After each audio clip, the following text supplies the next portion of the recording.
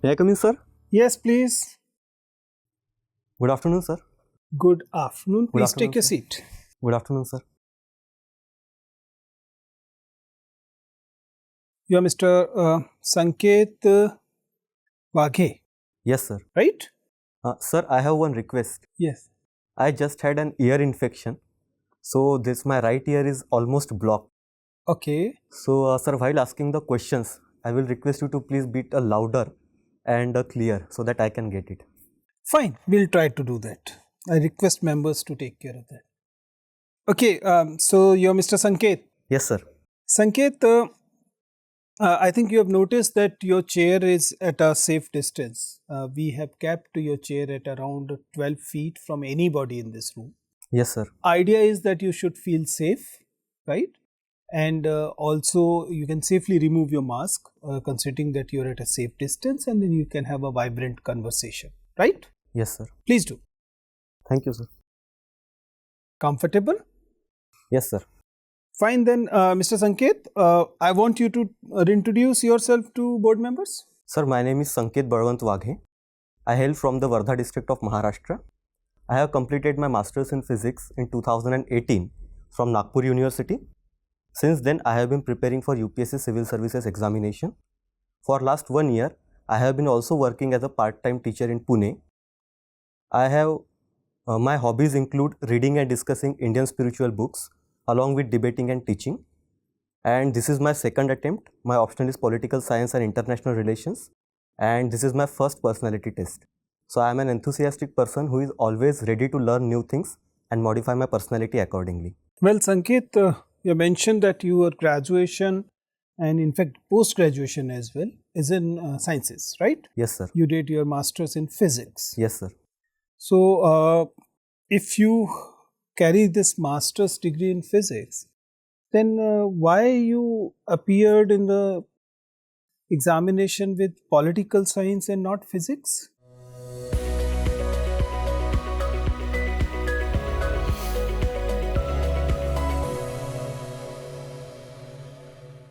Sir, there are multiple aspects to this question. I can give the 3 reasons. When I started for preparing for the civil services examination, I had a thought of choosing physics as an optional subject.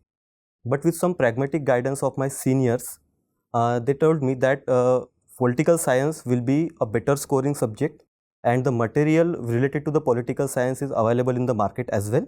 Then the second criteria I applied was with respect to the interest. So I had interest in the political science and international relations. And third, that it was overlapping with the GS2 syllabus. So I took these 3 criteria and chose for the political science and international relations.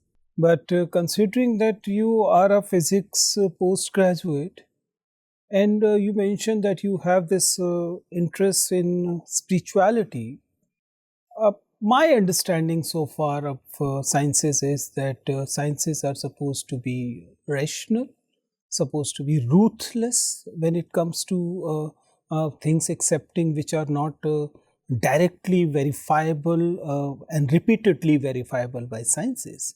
So why would a scientific temper person will be so deeply, what should I say, for the want of better word, I say deeply entrapped in spirituality? So yes, I do agree with you that a scientific temper person is expected to be rational. But science as a ruthless, I think that it is a bit harsh towards science. Science was always never accept anything which cannot be verified. Exactly, sir. Sir, in case That's being ruthless. Sir, I won't say it is being ruthless. I will only say that it is being much more curious about knowing some things. Dr. Richard Feynman sir has given the 4 steps for any scientific approach. Basic difference between science and spirituality is that in earlier days, the spirituality was also called as metaphysics. So the one which is beyond physics is called as spirituality. I do not see contradiction in the 2 views. The physics or the science gives you knowledge about the material world, and the spirituality satisfies your inner desire of existence. So I think both are complementary to each other. They cannot be seen as contradictory to each other. Well, it depends how you define sciences, but I would not like to get into it.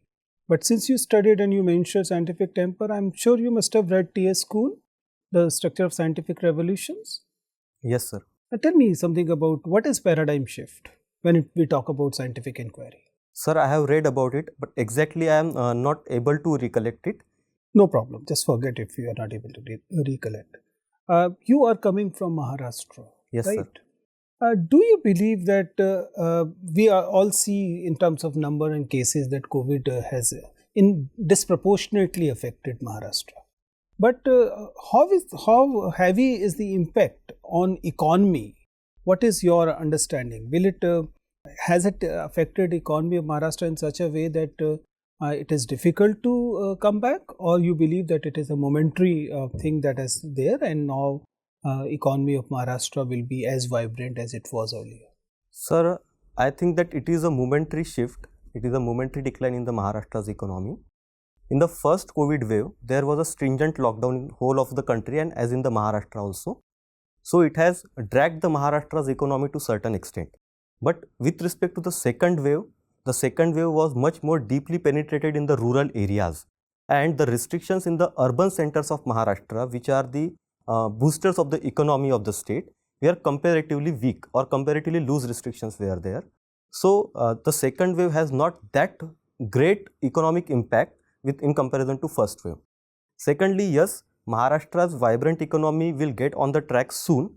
It is expected, as per the Maharashtra government, that by October we will be having we will be reached to the pre-pandemic level with respect to the economy, provided that the third wave will not be as much strong as the second and the first wave, and which is much more the possibility in days to come. Fine, Sanket. Thank you. So, in political science, you have to read a very progressive topic that is called social movement. Pardon, sir? Social movement. Social movement, yes. Sir. Yes. And social movement having three facets. One is called environmentalist movement, second is called civil liberty movement, and the third is what? Human rights movement. Yes, sir. Right. When you study all three movements across the world, as well as in India, look, their character is what? Area specific, sector specific, and what? Section specific. As far as environmentalist movement is concerned in India, you see largely three areas where movement has taken place or is taking place. One is what? Uttarakhand. The second is what? Narmada Valley. And third is what? Nilgiri Hills. Movement. Yes, sir. Awareness is there, but movement has taken place. Look, all three, only three areas. More damage in other areas, but there is no movement. Similarly, if you consider civil liberty movement, that is largely, look, large urban centric. Exactly, sir. Large urban centric, and that is largely based on human rights. When you come to human rights, among developed countries, this is largely black based. Anything happen, either right or wrong, against or pro black, there would be a movement. You see, similarly, in developing countries, either this is Saudi Arab or India, look, movement, human rights movement is related to minorities. Yes, right? sir. My question is what? You are a student of political science. How you look politically? What are the political compulsions of developed as well as developing countries in a so-called parliamentary democracy, not giving real rights to environment, not giving real rights to what? Look, in a civil, a community, and not human rights are properly protected. Look, the huge violation of human rights taking place in Afghanistan. No nation concerned about this, because there is no black and white. There is no real majority or minority. So why political compulsion of such movements? Why not these movements never become what? Universal movement, at least in India? Why? At least in Maharashtra. Why not? Sir, you have rightly mentioned so that these movements are either sector specific or region specific. But there is a caveat. First, most of the political science study has been Eurocentric. So whenever a study is being done, they only see through the parameters of the European society. For example, the racism, the black-white parameter, the environmental movement, or even the narrative which has now become a normal. One point. Look, this is the general characteristic. What I want to actually want to know, what is the political compulsion in democracy, particularly wherever the parliamentary system. I'm not talking about Saudi Arabia, I'm talking about USA, I'm talking about UK, I'm talking about India, not talking about China. Why? We know what happened and what are happening in China. Yes, sir. Right? That China is not model state across the world. Saudi Arabia is not model state across the world. Model state is what? USA, India. Why? They have such type of compulsion, political compulsion. Sir, the fundamental principle of parliamentary democracy is an executive responsible to the parliament. And parliament is a body which represents the nation as a whole. So ultimately, executive has to take the parliament into consideration. It is the parliament which reaches to the down to the society, and with respect to the developing societies, these are also called as quote unquote prismatic society, wherein the factors of traditionality and modernity rise simultaneously. Okay, my next question, leave it. My next question, look, parliament session has been concluded, and almost 20 bills have been passed either by Lok Sabha, Rajya Sabha or both, right? Yes, sir. Become act and very soon become laws, right? Some bills are directly related to your home state. What are the bills out of 20 bills which are going to affect Maharashtra society, Maharashtra economy, Maharashtra polity? Name the bills, please. Student of Sir, can I take few seconds? Yes, yes. Sir, I can recall one major bill, that is the 127th Constitutional Amendment Bill, which has been just passed in the Parliament. So that bill has... what is the name of bill? That is not bill, that is act. that only laws has not been actually made. Whenever president is going to sign and document it in Gazette, that become law. Yes. What is the name of bill? Sir, I am exactly not recollecting the name of the bill or the act. It is yet to become the act, but it deals with the updating the list of the backward classes and the assigning the power of. But you don't know the name of the bill. Sir, what other bills? What other bills? Sorry, sir, I could not recollect. Several bills directly related to you and Maharashtra yes, polity, economy. Okay, thank you. I will read about it, sir. Okay, thank you, sir. Hello, Sanket. Hello, sir. Sanket, coming to the India's trade relations with the USA, why USA terminate India from GSP, or why did USA remove India from GSP, Generalized System of Preferences? Sir, USA has removed that status of GSP for the India because USA felt that India has been much more advantageous with respect to the trade surplus with respect to USA. So we are having, which is a very rare occasion with USA, that we have a trade surplus with the USA, and with all other countries we have trade deficit, almost all other major economies. So USA... Which things we are exported to USA? Most of the things. Yes, sir. Which things? Sir, we export diamonds, ornaments. Other than that, we also export condiments. Diamond and ornaments we are importing from USA or exporting to USA? Sir, diamonds we are exporting. I am not exactly sure about the ornaments, but diamonds, of course, we are exporting. Okay. Then handicrafts, pharmaceuticals. Okay, so how does it affect the India's trade with the USA? If India is out of GSP, so how does it affect the India's trade with USA? Sir, it gives a particular preference to India, abridging the laws of the WTO. So the WTO wants to treat every nation in equal sense, but with this preference. Sanket, now India is not the part of GSP? Yes, sir. So how does it affect the India if India is out of GSP? Tell me. Sir, might be the tariffs of the US for the Indian product may be rising in that. Does it have any impact of India's trade with the USA? Yes, sir. Still we are in surplus with USA, a huge surplus with USA. Yes, sir. Then? Sir, after the removal of this status, in my opinion, as per my knowledge, the trade barriers for India will rise and our export to the USA may come to decline. But USA has been giving continuous waivers to India in multiple trade relations. So our trade surplus is maintained as of now because of our diplomatic efforts. But following the rule book of the GSP, it may hurt to the India. Sanket, recently USA put India in the watch list of currency manipulator. Why? No, sir, I have not read about No it. worry. We set the target of 1 trillion export, to achieve 1 trillion export annually till 2026. Are you aware of it? Yes, sir.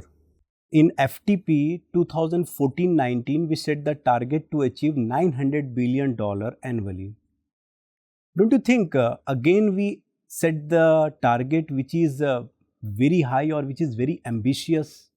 Yes, the target is of course ambitious, but in the pre-pandemic level, I won't say that it would have been unrealistic. After the pandemic, the dynamics Sanket, has changed. if see the last 5-year export, we could grow the export of our India is the growth of export of India is 5%, is about 5%, average is of 5%. Yes, sir. To achieve this target, we required to grow the export by 15%. Is it achievable? Do you think? Or if you think it is achievable, what are the ways or 3 or 4 ways that we can achieve this target? Can you suggest me, please? Sir, in present conditions, in my opinion, it is not achievable in the given time limit. Of course, it will take 2 or 3 more years because the economy of the India in particular and the world at large is out of track. So the trade relations and the protectionism and all these factors may not happen. 2022, we set the target to achieve $400 billion annually export. And within 3 months, we achieved 1/3 of it. So we are very optimistic to achieve this $400 billion in 2022. So how do you think that it is unrealistic or it is very ambitious to achieve the target of 1 trillion annually in till 2026? We should be optimistic. So what are the ways do you think to suggest me? Sir, yes, I was exactly not aware about the data, so I thought that it might be unrealistic. But thank you are for the student of PSI, so Sorry. you must I be will- aware of it, na? I will read So about what it. are the ways you just where we have to focus more to achieve this target? I just want to know from you. Sir, we can focus on multiple areas. Like diplomatically, we have to make multiple trade treaties with the countries like the US. Very good. Next. Secondly, we have to increase our efforts in the WTO so that we can get a better trade outcome from there. Next. Third, we have to augment our producing capacity. For example, there are SEZs, that is the SEZs, the manufacturing zones in our country. So by increasing our production and by giving the quality material, we can definitely Okay, thank you, appeal to the Sanket. countries. Leave it. Thank you, Sir, sir. please. Sanket, you have done your MSc from physics. Yes, sir. Recently, scarcity of semiconductors is very much in news. Pardon, sir? Semiconductors. Yes, sir. Scarcity of semiconductors is Yes, very sir. much in news. Yes, sir. Do you know why? Yes, sir. Because the semiconductor productions in the world are focused only in the 3 regions. That is the Chinese Taipei or Taiwan, the US and the Japan belt. So, because of the China's maneuvering in the Taiwan region, which is the largest hub of semiconductor, the scarcity of semiconductor is going to be major challenge for the world in the future. And how it is impacting India and India's economy? Sir, semiconductor basically depends on the silicon chip, as we call it. Now, all our developmental agenda is technology driven. This is a century of technology. And in technology, the silicon chip is the core of everything. Maybe it is data industry, maybe it our IT sector, or maybe anything. So, when the cost and the import of the silicon becomes difficult for India, it will directly hurt our technology driven economy. Okay, you have been in Nagpur for your BSc and MSc. Yes, sir. Recently, a LNG station has been established by our Minister, Mr. Nitin Gadkari, in Nagpur. First LNG station of the India. Are you aware of that? I have not read it, sir. I will read about it. LNG, do you know about anything about LNG? Sir, liquefied natural gas. How it is different from CNG? Sir, in CNG the gas is in the compressed form. In the LNG the gas is in the compressed form, but it is in the liquid form. You are from Hinganghat. Yes, sir. Baba Amte is also from your area. Maharashtra has been the land of many social reformers. Why is it so? Sir, historically, Maharashtra has been the land of many social reformers owing to the long tradition starting from Sant Jnaneshwar Maharaj. So, for last 900 years it has started. Then I will say Sant Tukaram Maharaj ji was the pinnacle of the social reform during the time of the Shivaji Maharaj. And after that also, during the British era, it was the Maharashtra and Bengal which were the two centers of all the movements in the country. Whether it be the subaltern movement, the Dalit movement, the economic reform movement, or even the Deccan movement. So all that movement has started from Maharashtra, and thus there has been a very deep consciousness about the social and the civil aspects. So these many reformers in the now, as you have rightly mentioned, Baba Amte ji, or there is Mr. Rani and Abhay Bang in the Gadchiroli region, and multiple people are working even in the Palghar region, in Melghat region.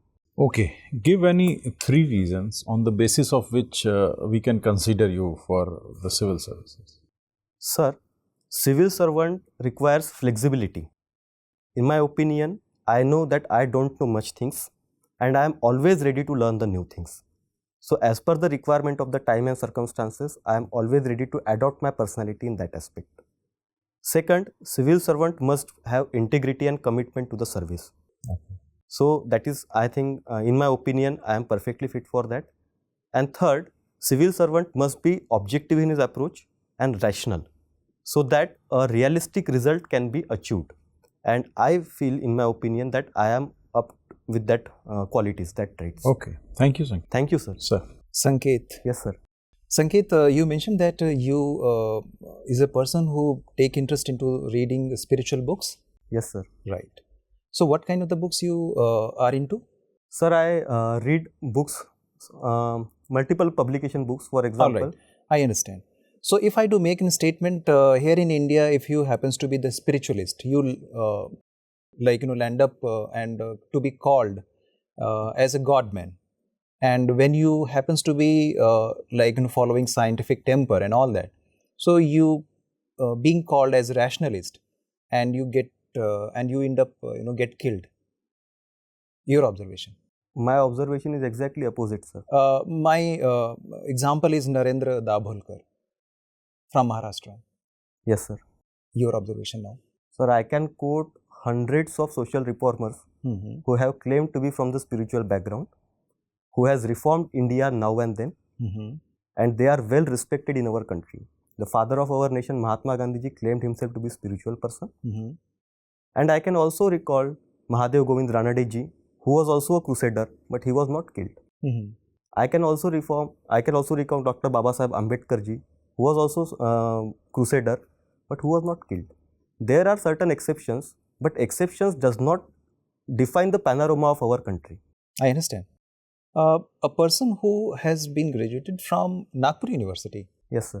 So, who was Manikrao Ingle? Manikrao Ingle is the name of Rashtrasanta Tukdoji Maharaj. So, who has given him this status Rashtra Sant? Our first president, Dr. Rajendra Prasad ji. So, is there any parameters which are being used to give this kind of the status? Like in Christianity, like you are a spiritual person. So, in Christianity, the sainthood is there is a decorum, there is a protocol, to give the status of being saint. Here in India, there is any such kind of norms? Sir, with respect to that particular status of Rashtra Santa, it is not a spiritual status. Okay. Tukdoji Maharaj went and represented India at the Japan Religion Conference. All right. And thus, Dr. Rajendra Prasad has conferred him the status Rashtra Santa, that is the saint of the nation. So, it is not related with any particular spiritual movement. It is a just informal status, but of course he was a Rashtra Santa. Can you quote some dialogues which took place in the mythological stories which had been in form of the talking and discussing about some spiritual discourse? Can you recall? Sir, I can recall the dialogue between Yama and Nachiketa in Kathopanishad. So there are two parts. First, how the Nachiketa reached to the Yama, and how his eagerness to know the truth was there. I understood. I understood. Sanket, my last question. As you mentioned, Dr. Ambedkar happens to be, one of the person who believed in the rationalist thought, right? Dr. Ambedkar has also warned on the eve of, this final drafting of Constitution in Constitution Assembly, Yes, sir. that India might again, get dependent or, unfreedom if the three things has not been followed up. You being a political science student, are you aware of those, his warnings or the cautions that he has made in Constituent Assembly? Yes, sir. Which are those? Dr. Ambedkar has said so that we have to maintain this troika of liberty, equality and fraternity.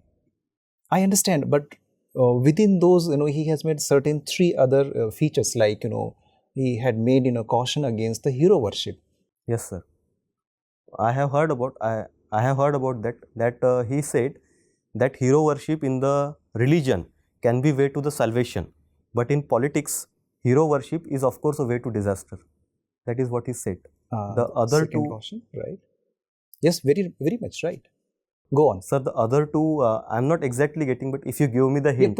Just political, justice is not enough. Or political democracy is not just enough. Yes, he We said need to that move on to social democracy also. at the base of any political democracy, he said that we need a social and economic democracy also to establish. So, according to him, political democracy is just the start point. I understand, sir. Sanket, Yes, sir. Sanket, it's been wonderful interacting you so far. You're a physics postgraduate, and you have mentioned that you like teaching, right? Yes, sir. Consider that you have to teach concept of light, Yes, sir. and your class is a class of visually challenged students. So how will you teach concept of light to a blind person? Sir, the light deals with the optics, and in optics we use the ray diagrams. So, to teach the visually challenged student, we can take the use of rope. So, That will come only after they understand the concept of light. Will you teach them what is light, or you'll straight away go to the ray diagram? How will you teach a blind person what is light? They never experienced light. sir, for a person who is blind by birth, it will be very difficult to teach them the idea So you of want light. easy things to be told? Pardon? You want me to give you only the easy questions? It is a difficult thing, that's why I'm giving you. Exactly, sir. Sorry, sir, I could not, but as much as I can say that I can tell him, it will be, for him, it will be always a metaphysical and abstract concept. I can tell him his imagination power can be upbringed. For example, I will tell him that suppose you have seen a particular animal. So, how by touching that animal, so I will tell him that if you want to see that animal, then there must be something in the nature which will bring you that. Unfortunately, those people cannot see the light, but I will just try make them to imagine that how the world will look like. But you're a physics teacher, you're a physics student. So watching or seeing is the only sense which has light have any impact, or there are other senses also which will which can be impacted by light. Sir, by using different instruments and equipments, we can make the feel of the light. But as far as human body is concerned, majorly eyes are the only organs which are responsive to the light. Okay, but then light carries heat with it, isn't it? Yes, sir, it does. So, can we use that? We can use, but can you use that hint and tell me how a blind student still can understand light? I'm just giving you hint, I'm just helping you out. A blind person cannot see, but can know whether it's a daytime or night time, isn't it? yes, sir. Sir, there are different bodies which emit the radiations, and those radiations can be felt. So, based on the coldness and the warmth and different type of intensities assigned to that, the blind person can definitely guess what that object particularly is all about. Anyways, it was nice talking with you, Sanket. Thank you, your sir. interview is over. You can Thank go you, sir. Thank you, sir. It was nice discussion for me, and I got a lot to learn. Thank you, sir. Thank you.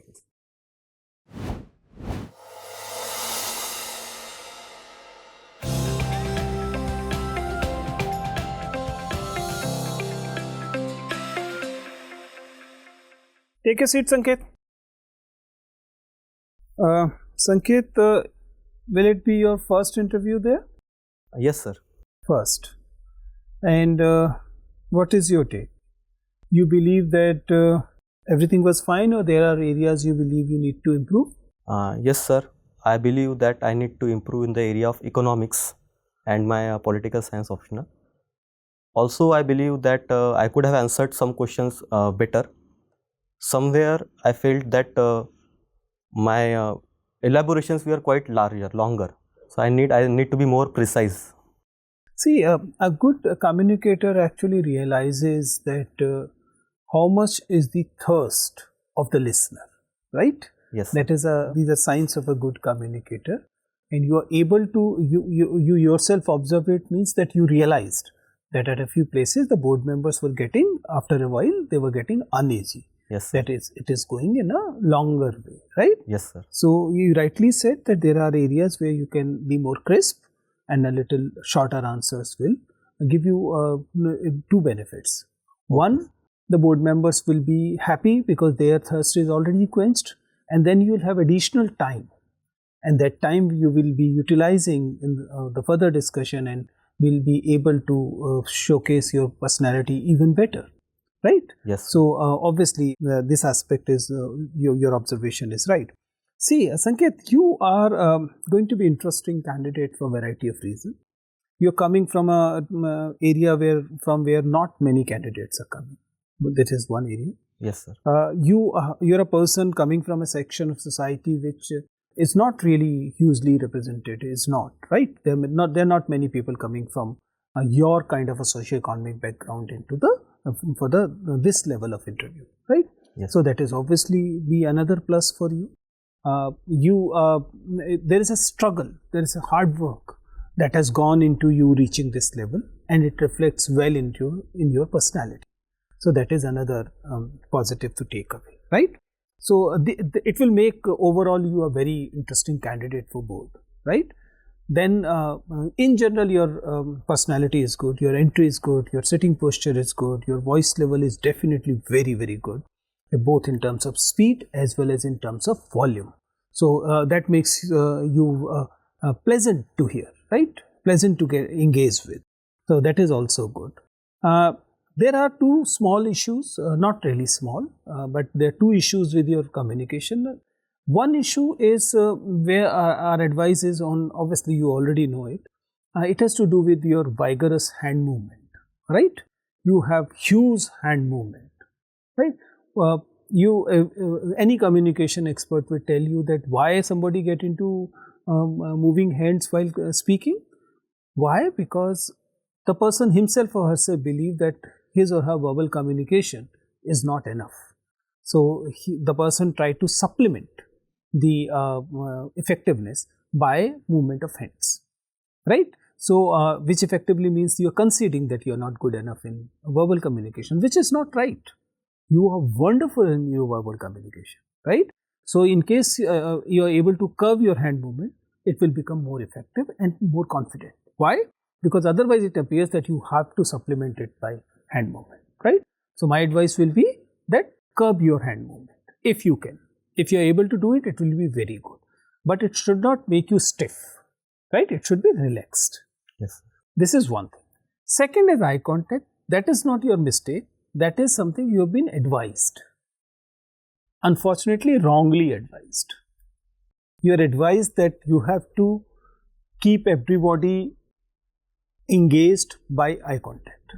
You are having this rotating eye contact. You are trying to look at everybody, right? Yes, sir. This is a rumor that goes into the industry, that the good interview candidate is who look all 5-6 members at the same time. No, that's not true. Why? Because it is not natural. Very basic thing. We are human beings. Human beings are supposed to look at the person they talk to. That's been the most human way of interacting.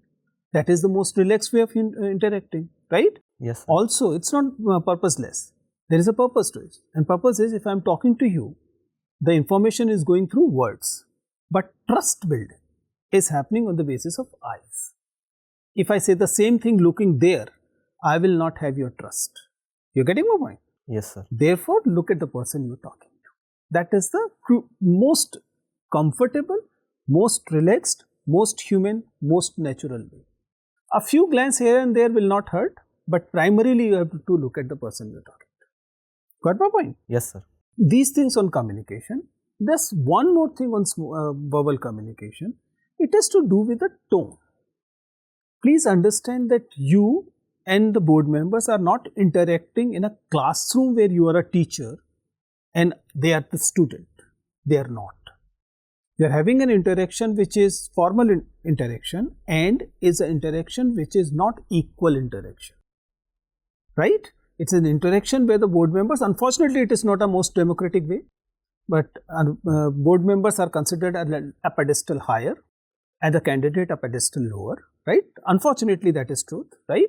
So if you become into the teacher tone, which is sometimes you're using, then it becomes that you are looking down at the board members, right? You are explaining, you are demonstrating to somebody who does not know it, as we do in the classroom.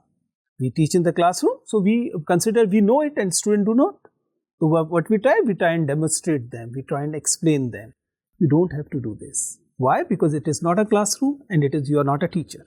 Because teachers look down, I mean not really look down, but they means their knowledge by their higher, which is not the case in the interview board. Yes, so adding a little politeness will help, right? Adding a little politeness and doing away with this teacher tone. I am giving you such a detailed feedback. Why? Because you are a wonderful candidate. I have not met many candidates like you, right? That's why I am giving such a detailed thing.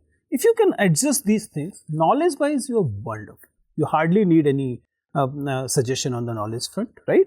On those fronts you are in general doing things. You can revise a few things on the current affair platforms. Other things you are already very good. So these were a few suggestions I wanted to give. Otherwise, you are already wonderful. I'm sure you'll do very, very good. Thank you, sir. Thank you. All the best. Thank you, sir. Thank you, sir.